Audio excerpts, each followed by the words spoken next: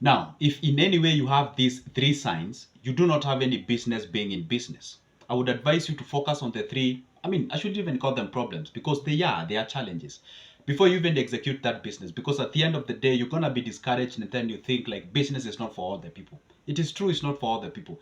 These three signs are actually very vital before you starting a business out there. And the most amazing thing is that these three signs, you can actually get them away and you can actually learn new skills that can actually enhance you when you're starting a business. What are these three signs that if you have them, honestly speaking, I would advise you set aside, work on yourself before you put that money on the go. Perhaps it is the money that you've really worked hard and you don't want to see that money going into the down drain. Guess what? Before I tell you these three signs, this is what I'm gonna tell you. This is the message. I usually post a video each and every day talking about tips on how to invest, how to manage your money, how to do all those kind of things. And if you wouldn't love to miss any good of my videos, it is very simple. Just take 1 second, doesn't cost you anything. Below there is a button written subscribe, it is in black.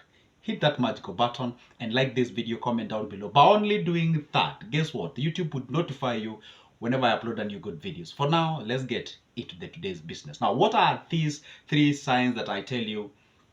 If you have them, then consider yourself holding back before executing that idea. Otherwise, if you do go ahead and ignore these signs, you're going to get yourself into troubles. Sign number one, I always tell people, if the fear of losing money surpasses the urge of making it, you do not have any business being in business. Let me repeat my point. If the fear of losing money that is emanates inside of you, it's way much more than the urge of making it, you do not have any business being in business. I always tell people that those who are entrepreneur or business people, they have two signs. And the sign number one, they are risk takers. They have an element of riskness. That word exists inside of them. You have to understand there is an involvement of a risk. And the point number two, there is what we call they seem as if they are crazy. They are very different from the majority. You tend to see these people doing things that are out of ordinary. So if you do not have any of those two signs, then you do not have any business being in business.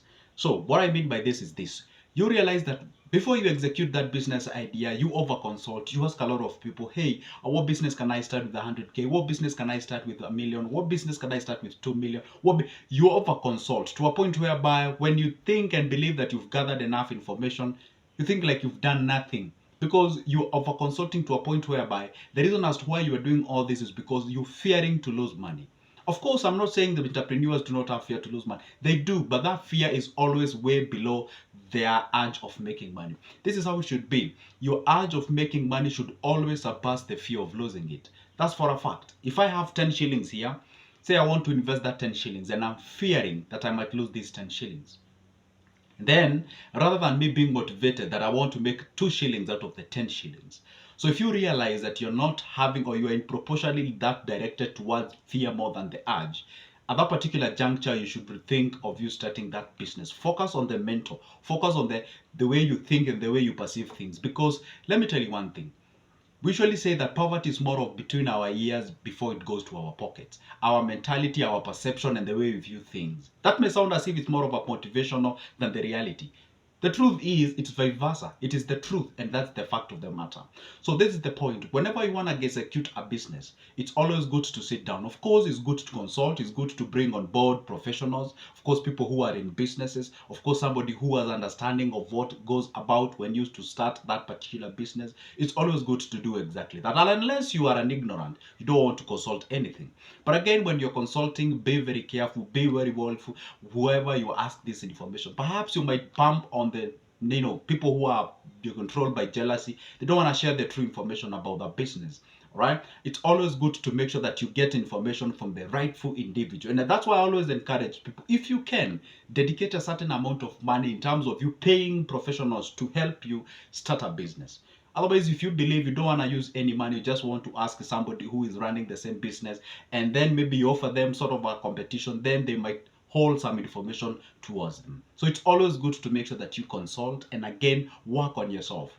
Even if you consult and consult and consult, but you still have a problem that emanates from inside of you, then you got your problem. We always say that if you can be able to conquer that what comes from you, then whatever comes from inside can never, or rather outside can never defeat you in one way or the other. Now, at that particular point, help me graduate to the next point of what are these signs that if you have them, then you shouldn't consider starting your business immediately. The second point is that you have what we call impatience, meaning like you're this in the type of an individual. You start a business today, there you are, you want that business to pick up very fast, and then you don't even care, you don't even give what we call the breathability allowance to your business. That is a very, very bad thing. All right, so the thing is this: you should always make sure that understanding that always giving yourself a business, or rather giving your business a breathability allowance before it picks up. I always give people a very simple example or analogy. Take an example of a kid. When a kid is born, they start crawling, they start like, they move around with holding things and such kind of a things, all right?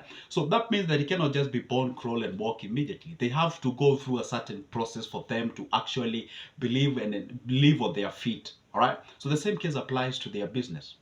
When your kid is trying to crawl, you buy them, I don't know what we call the walkers, the what, and those kind of a thing. Even the business require that kind of a thing where you support the business. And this is why I always tell people it is good to make sure that you set aside a certain amount of money just in case. And I said just in case. It's the thing that we didn't love to love when we were starting a business, but just in case maybe the business is not able to sustain itself in terms of the paying rent, the licensing, the permits, and what have you, or probably paying your workers. You should have set aside a certain amount of money. You'd rather set that money aside and don't utilize it, all right, rather than not setting aside and then you realize you did it. That's how I always say. So this is the point: you're supposed to inculcate the urge or the vice, or not really, the virtue of patience inside of you. You have to understand very well. Let's say your business, or rather your business plan, says that you need to have yourself like 3,000 at the end of the day as your profit. Let's say that is your target profit, and then you realize the day one it's not there. It's not even close to that. Day two the same, day three, week one, month one. Wow. At that particular point, now you tend to feel or think like you started a wrong business.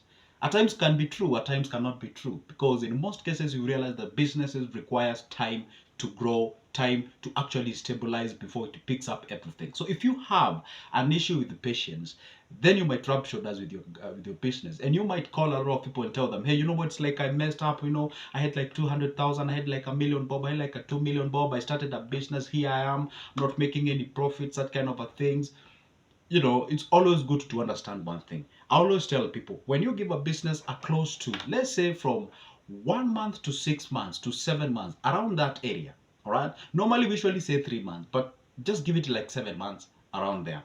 If you realize it is totally not making anything, at that particular point, you can rethink of what you're supposed to do.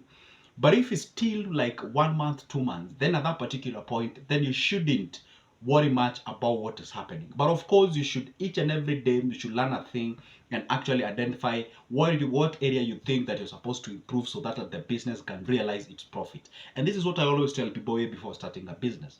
Of course, there is a business plan that is guiding you on how you should execute the idea. There is what we call the prospected profit. All right, it's always good to have what you call the mid-tier profit. Say the prospected profit is 3,000. You can have a mid-tier profit of 2,000.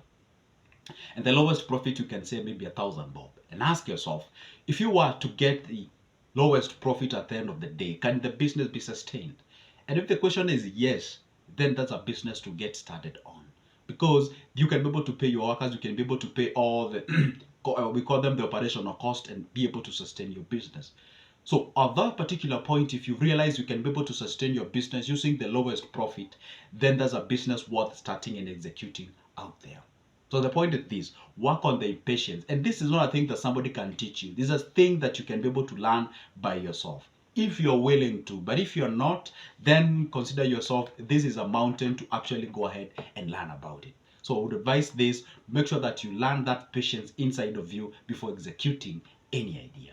And the last one, but not the least, if you're starting a business because you want to escape the 9 to 5 job, because you believe and think like you're waking up very early and coming back home when you're tired and such, then you're on the wrong entrepreneurship, because you might realize now you'll be waking up at 4 and coming back at home at 9 p.m. That's a reality, all right? So the point is this: do not have that mentality or you're escaping the 9 to 5 job.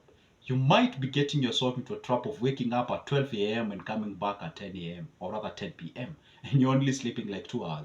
Anyway, the point is this: it's always good to make sure that do not over expect, because if you less get, then you might be discouraged. This is what I always tell people. Of course, it's good to expect, it's good to have plan, it's good to have vision, it's good to have that kind of a thing that, you know, one day, one time, a certain period of time, a certain target, I'm gonna meet that particular thing.